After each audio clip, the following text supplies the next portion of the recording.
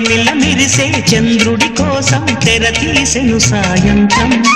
జోలగా లాలించగా నీ నీడ దొరికింది కమ్మగా కలలీయగా నీ తోడు నాకుంది ఎదవిల్లున వచ్చిన వాడే నీ రాముడు అన్నది మనసే గుడి తలుపులు తీయక ముందే